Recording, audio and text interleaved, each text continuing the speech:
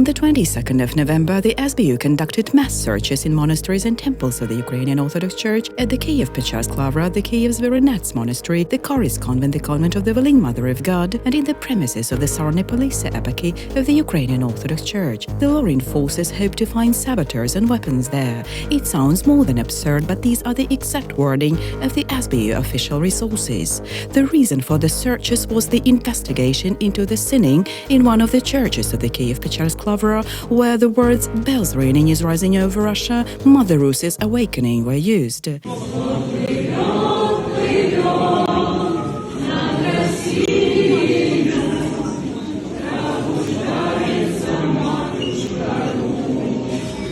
A video of the sinning was recorded and published in mid-November by OKU members. This publication had a bombshell effect. The song was discussed in all media and social networks. The SBU opened a criminal case under the article on complicity to the RF's aggression and glorification of the aggressor. The culture minister said that in case the video turns out to be authentic, procedural actions against the UOC leadership should be launched immediately. Several monasteries of the UOC have been searched at once. Well, the glorification of Russia in churches, especially in a time of war, is completely inappropriate. But was there a fact of glorification?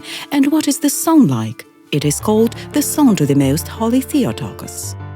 The text is very long and is essentially a prayer to the Mother of God asking for protection. It says of the icons of Our Lady and also describes the construction of temples dedicated to her. The song was written in the early 2000s, the time of the revival of faith after the collapse of the USSR. Therefore, the author used the words "Mother Rusia's being reborn." That is, it is not about the revival of Putin's empire. The lyrics of the song are solely about spirituality and faith. It seems the following parallel can be drawn here. Each believer knows what the Holy Land is and dreams of visiting it. But does that mean glorification of the Jews or Muslim Palestinians who live there? Not at all. This land is holy for a Christian because Jesus Christ walked on it. And if we fancy that the Israeli authorities act in a hostile manner against Ukraine, Jerusalem will remain holy for us no matter what. After all, faith cannot depend on actions of the politicians who are living now in this land. The same concerns Rus. The absurd and unjust war the current Russian authorities are waging against the Ukrainians does not negate the fact that the greatest saints of the Church live there. Seraphim of Sarov, Sergius of Radonezh, the fathers of the Optina Hermitage, and thousands of others. They cannot be held responsible for the actions of Putin or Shoigu.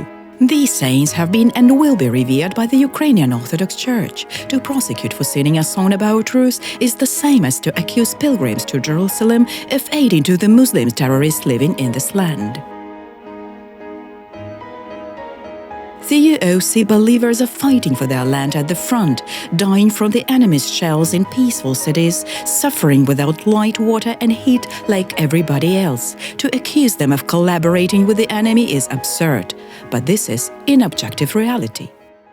However, the reality of the OKU is very different. The war for OKU adherents is a bonanza. By inciting hatred against the UOC with the help of fake meetings, local authorities and forceful seizures, Dumenko has managed to transfer hundreds of temples of the Ukrainian Orthodox Church to his structure since February. However, the main shrines still remain with the UOC. Claims on the Kyiv-Pechersk Lavra have been made many times by Dumenko. Українська церква повинна бути присутня у Києво-Печерській Лаврі. Це буде. Це також незворотній процес. In May, the OKU Synod set up a fake organization called the Kyiv-Pechersk Lavra and demanded that the authorities give it at least one temple in the Upper Lavra. But there was no positive answer. The head of the state ethnopolitics, Olena Bogdan, then indirectly hinted that the OKU does not need the Lavra because Dumenko has no monks to inhabit it. Кількість монахів у Києві. Православна церква України. Хтось задавався питанням, скільки монахів в Києві? Менше 50. Лише в Кyivo-Pecherskій Лаврі скільки монахів – це УПЦ понад 200. Разом в резиденції в Кyivo-Pecherskій Лаврі близько 600 людей, разом з семінаристами. Тому якщо ми говоримо про зміну певну в Кyivo-Pecherskій Лаврі, близько 600 людей мають звідти вийти, Туди мають зайти нові люди. Moreover, right across the street from the Lavra, the Eparchy has the Sarny-Polissia Monastery, and it's not overcrowded during the services, to say the least. Тобто в тій же локації є храм Православної церкви України. Якщо ви зайдете в неділю на богослужіння, ви побачите, скільки там людей. The head of the State Ethnopolitics Committee said the obvious things, and Sergei Dumenko has absolutely nothing to say in response, except to make an indignant face and say this is not the business of the State Ethnopolitics Committee to count how many monks it has. Це не справа чиновників коментувати такі речі. And if the situation with the Lavra is clear to everyone, Dumenko does not care whether services will be held there or not. He needs it simply as a trophy, which is set directly by the UOC. У них просто физически нету монахов, поэтому лавра в данном случае для ПЦУ нужна просто как трофей. Поглумиться. Nevertheless, the Eparchy continued its work on the conquest of the Lavra, just in a different way, and this is how the scandal with the Russian sinning should be viewed. Mihailo Omelyan, who published the video, is not just a rank-and-file cleric. He's one of the Dumenko's closest associates, a political technologist who is responsible for the Eparchy's media agenda. And the fact that it was he who published the video is hardly a coincidence. The word Russia in the song to the Mother of God is only glimpsed at the very end, at the 6th-7th minutes. It should have been known in advance that this word is there. It means the Eparchy members who shot the video knew exactly which church in the Lavra and when to come and turn on the recording in order to fix the so-called crime.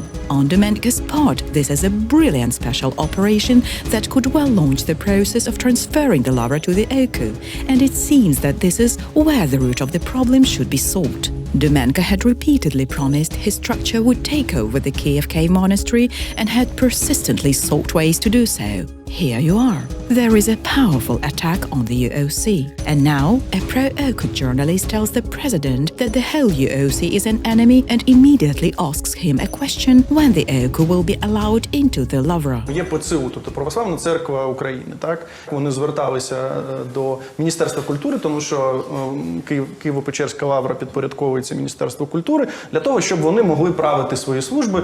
So currently there is systematic work to shake the situation in the country.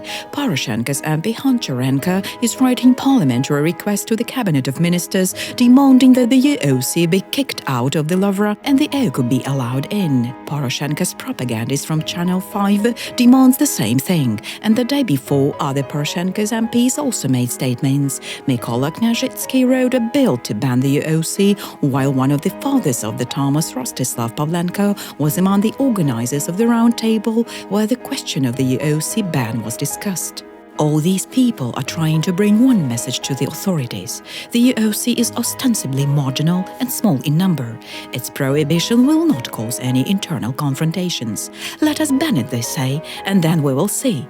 Given that hundreds of thousands, if not millions of Ukrainians consider themselves to be part of the UOC, these words are an obvious lie. And here it is hard now to notice that both Dumenko and Poroshenko are deliberately rocking the church situation to solve their own issues. The Eparchy has the task of taking away the Lavra, the maximum number of churches, and if possible, destroying the UOC. Poroshenko has the task to try to regain his former status. Hence, the internal turmoil may well help this. Whether the current Ukrainian authorities realize this is a big question.